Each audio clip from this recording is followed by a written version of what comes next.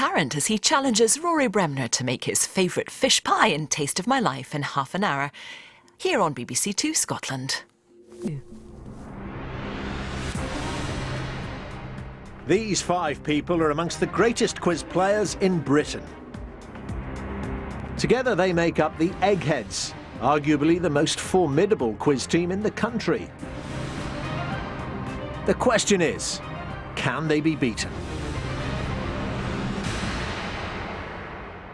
Welcome to Eggheads, the show where a team of 5 quiz challengers pit their wits against possibly the greatest quiz team in Britain.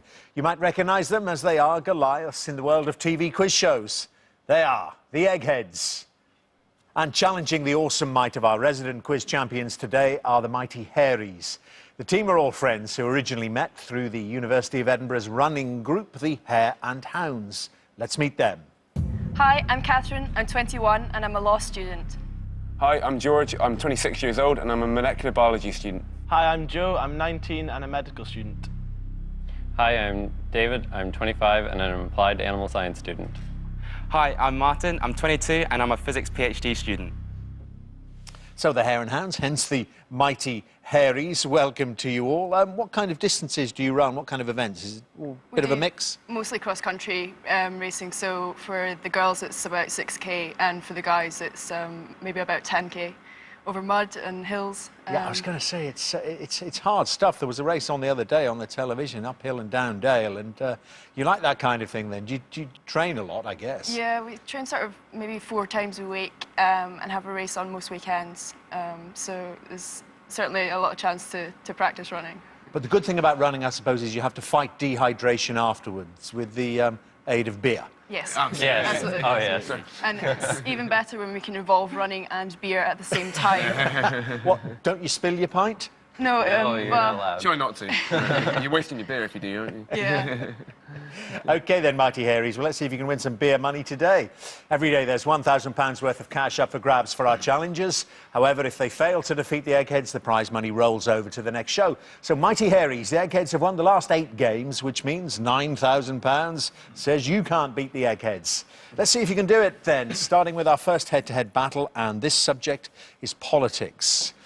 Anyone got that one in their back pockets? Well, I didn't mind. Politics, who'd like to It's play? not going to be me because Will I take it? I don't know British do you politics want at to all. If you want to be saved till the end, Do you want to take it? I'll take Yeah. it. Are you sure? Yeah, I'll take it.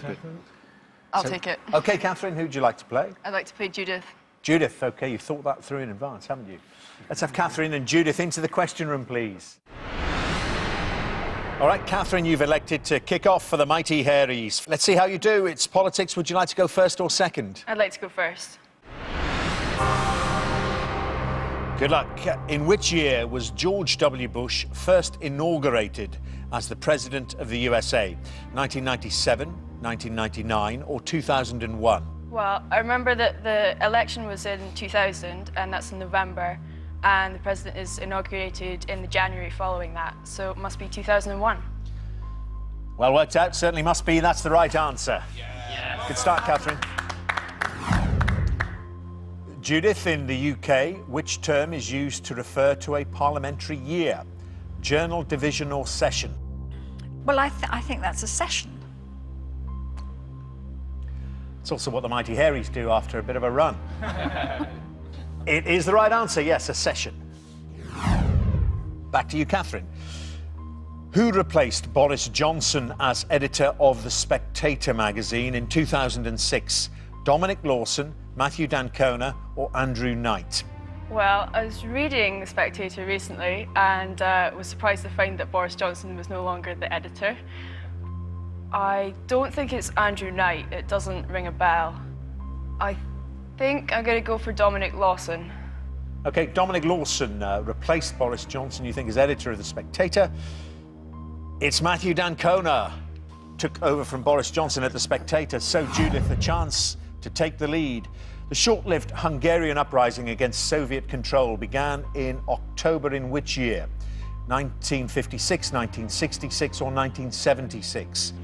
Well, I know it was in the 50s, so that's 1956. 1956. That's correct, Judith. Yes, well done. So means you've got to get this, Catherine. Third question.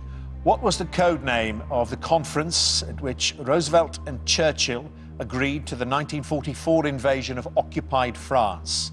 Magneto, Trident or Husky? Well, I think Husky sounds a little silly, so I'm going to discard that one firstly.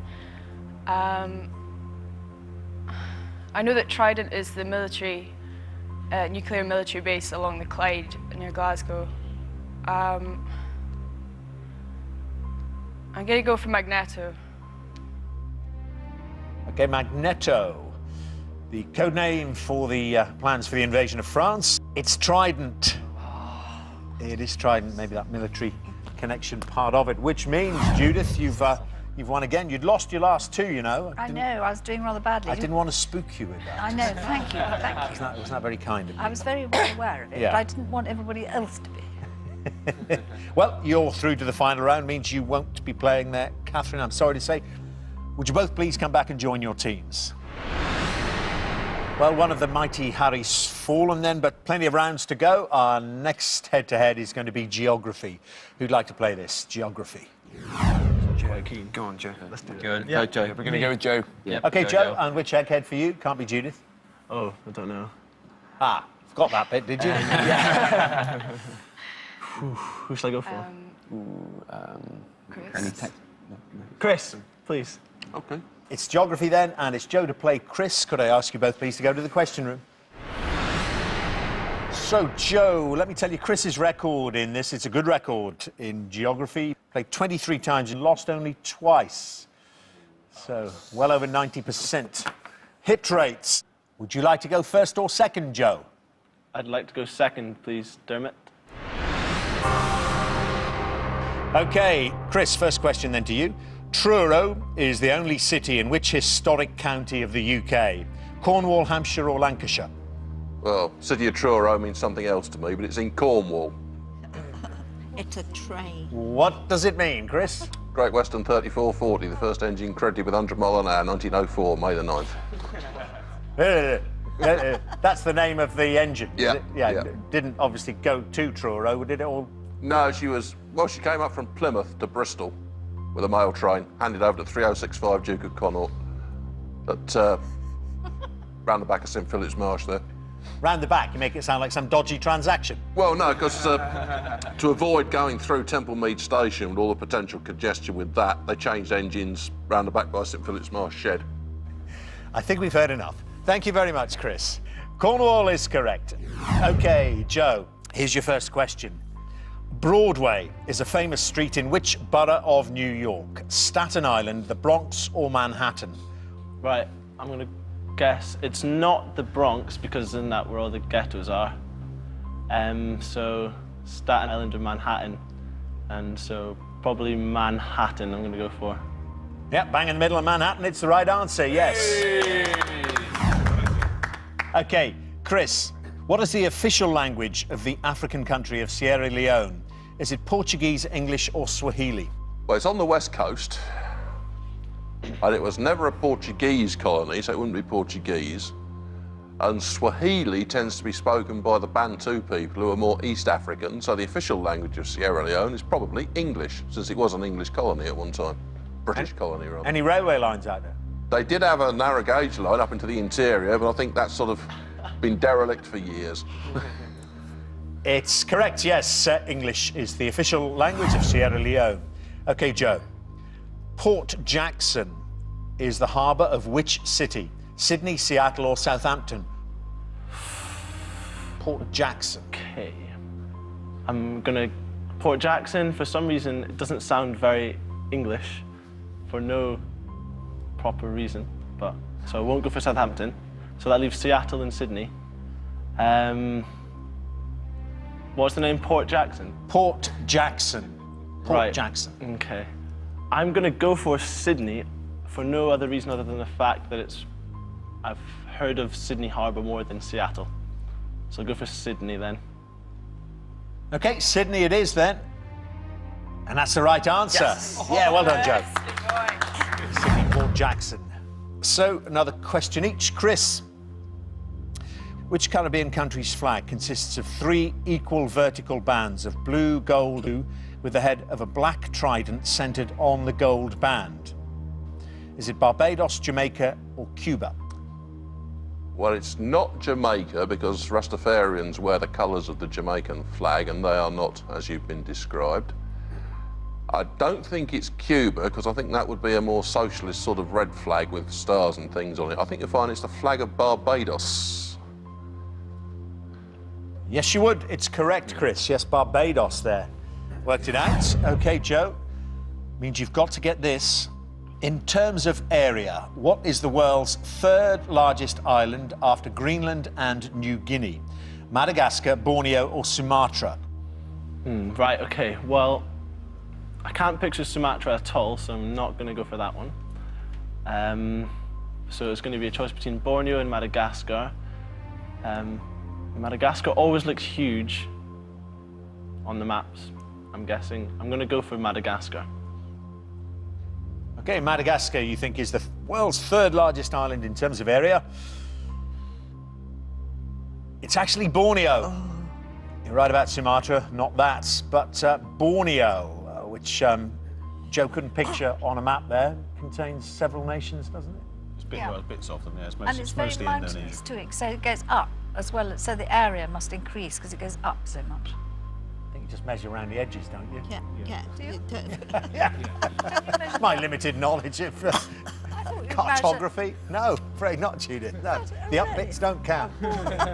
They should do. They ought. Yeah, they ought to, yeah. Oh dear. It's not Madagascar. The answer is Borneo, which means, Chris, you've won. You're through to the final round. Bad luck, Joe. Slipped up on the last one there of those 3. Would you both please come back and join your teams? OK, well, 2 of the Mighty Hairies now gone. No eggheads yet, but 2 more rounds to go, 2 more head-to-heads. And the next one's sport. Well, 3 of you left eligible to play, and they are George, David or Martin. When you guys have to do it. You should do it. I can't do sport. You have to do sport. You know more about sport. Should have saved me for the sport. I think... What do you think, Joe? What if you stand up to the mic? Sorry.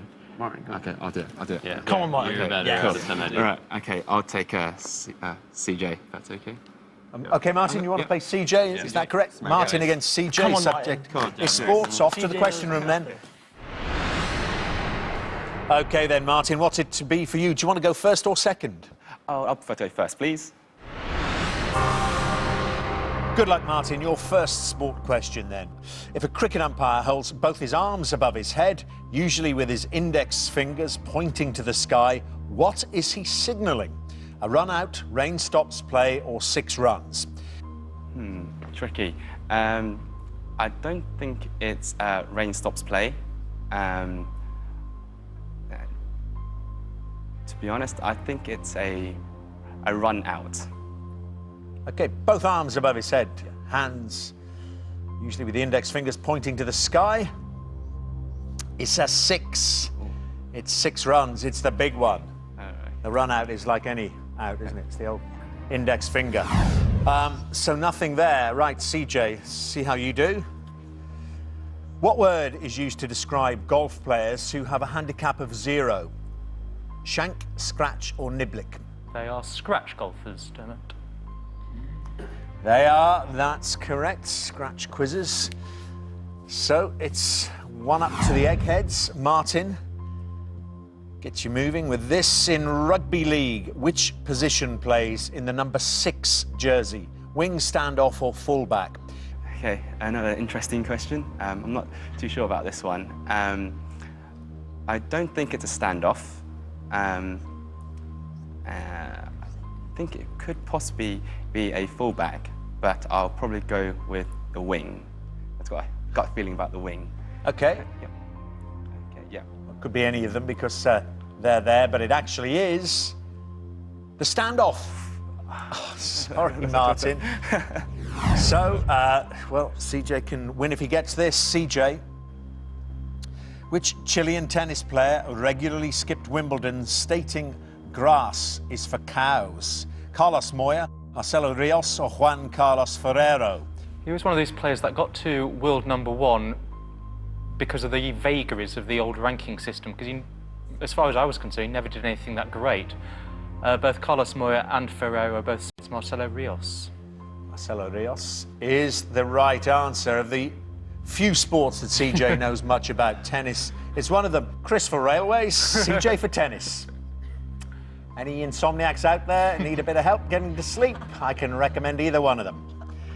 Marcelo Rios, let's confirm, is correct. Means you are through to the final round, CJ. Sorry, Martin, you won't be playing there. Would you both please come back and join your teams? Well, Harries, you're leaving your surge quite late, but I know it's coming. It really has to come pretty soon. 3 brains down from the final round, and our last head-to-head today is arts and books. Look of amazement there in your face, George. You've got to play it all, David. You or arts me? And books. I am that bad. I've read 5 books. Okay. And all of them about running. But it might be films as well. No, they're about cows. About cows.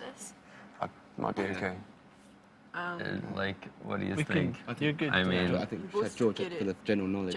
Yeah, I think George for general knowledge. I feel better with George for general knowledge. Yeah. Okay, I'll be sacrificial lamb. Yeah. Come on. Pun on the word lamb. Okay, I'll go. Who are you going to pick? OK, and who do you want to play from the Eggheads? Judith, Chris and CJ have played, so Daphne or Kevin? Well, I'm not going to stand a chance, so I'm going to challenge Daphne, just because I want to challenge Daphne. Oh, ye of little faith. Tell us about these cow books you've read. Any novels in there? No. No. I think of a novel about cows. The Sound of Music. Oh, very good. That's the musical. OK, let's have David and Daphne into the question room then. Well, David, let's see if you can surprise your teammates with your knowledge of arts and books. Would you like to go first or second? I'll go first, Dermot. OK, here we go. First question to you, David. Sam Spade is a fictional character created by which author? Mickey Spillane, John Steinbeck or Dashiell Hammett? Sam Spade is a fictional character created by which author? Well, that's quite an interesting question. Nice of you to say so. Well, thank you. You're welcome. I have not heard of any of those authors at all. Mickey Spillane just sounds too much like Mickey Mouse, so I'm gonna rule him out. Just doesn't sound like an author's name. Steinbeck does sound slightly familiar. So I think just gonna go for it, all in John Steinbeck. All in on John Steinbeck. Take from your accent, you're from North America, aren't you? But cross Yes. the border. I mean, these are all American I'm from authors. Canada. You're Canadian? Yeah. It's Dashiell Hammett, Sam Spade character. Dashiell Hammett. So, not a good start. See how Daphne does. Their changing guard at Buckingham Palace is the first line of a poem by which writer? Rudyard Kipling, A.A. Milne or Roald Dahl? Their changing guard at Buckingham Palace is the first line of a poem by which writer?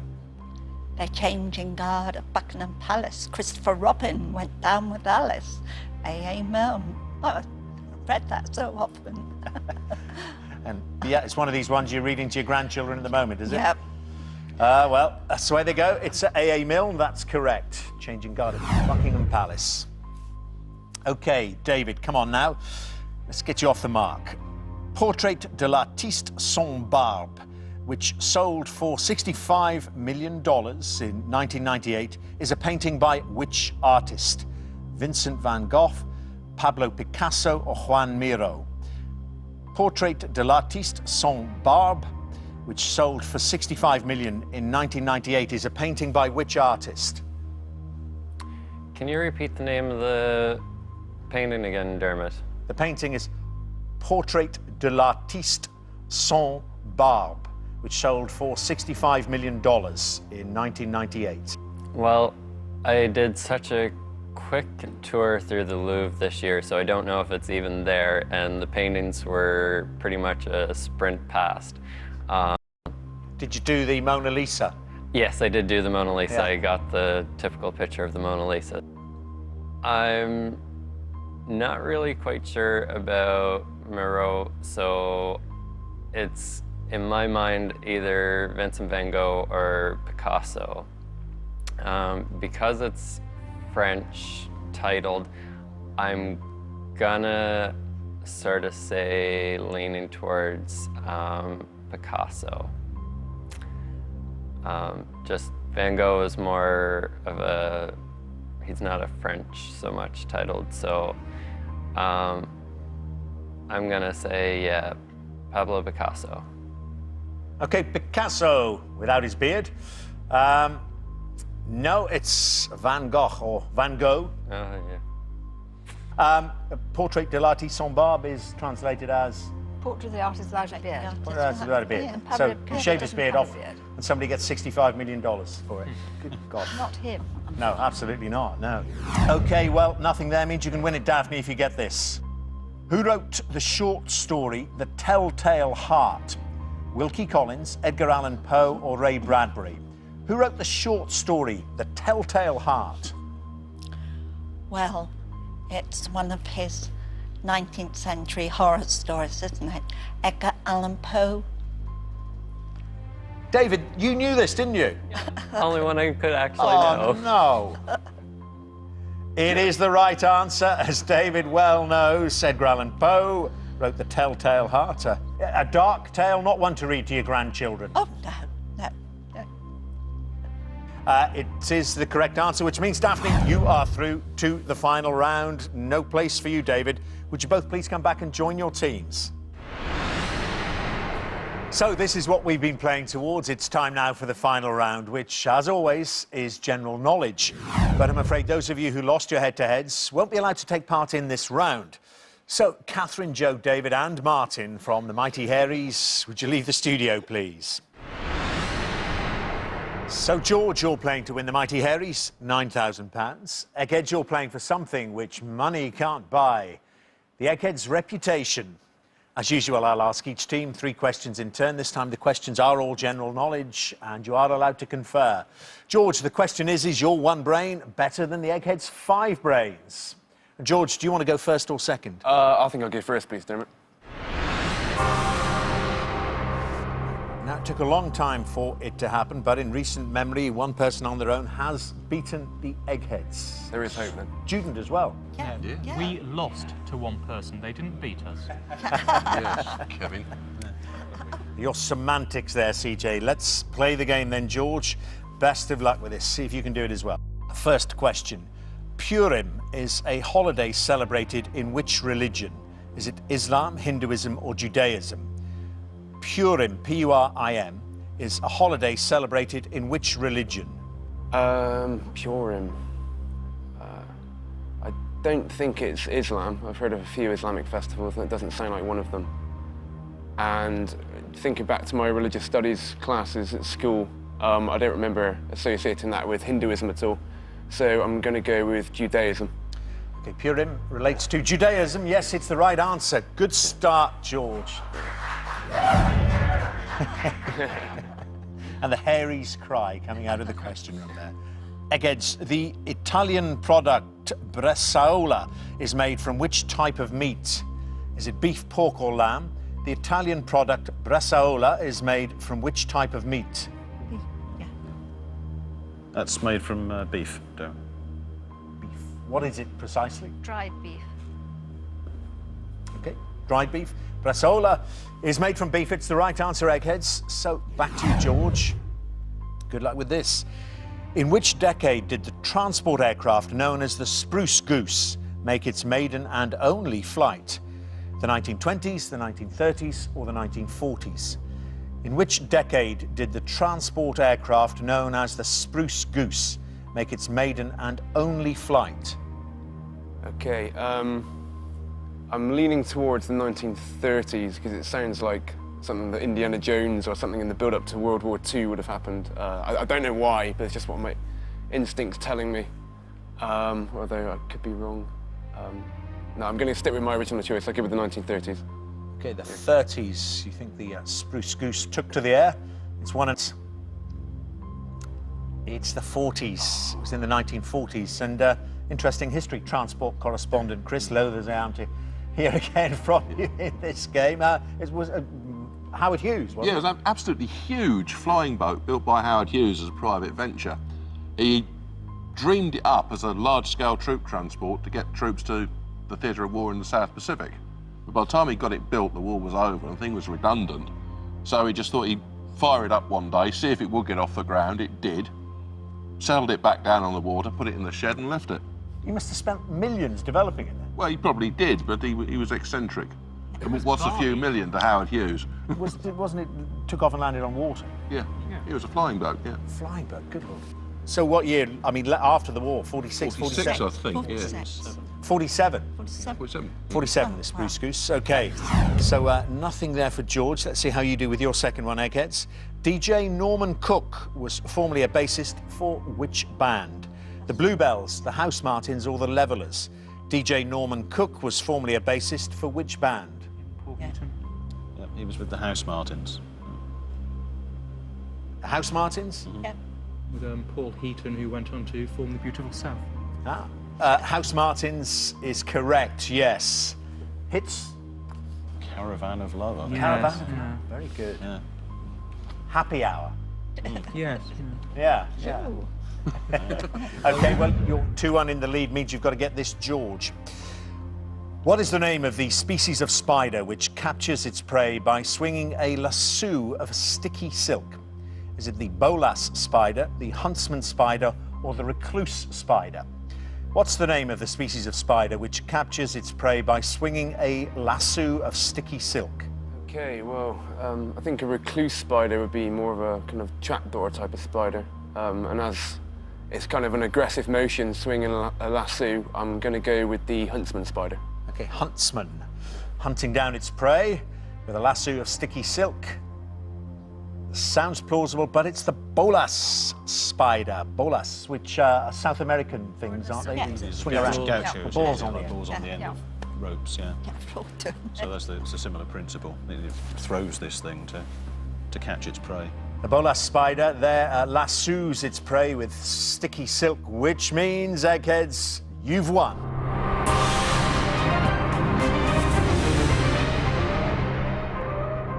It's always going to be tricky on your own there, George. No one to discuss those things with. Valiant effort there. And by all the mighty Harrys, best of luck with the running in the future. Hope to see you in the Olympics or something like that. 2012, eh? We wish. OK, thanks for playing Eggheads today. The Eggheads, though, have done what comes naturally to them, and their winning streak continues. I'm afraid you won't be going home with the £9,000, which means the money rolls over to our next show. Eggheads, congratulations. Who will beat you? Do join us next time to see if the new challengers have the brains to defeat the Eggheads. £10,000 says they don't. Until then, goodbye.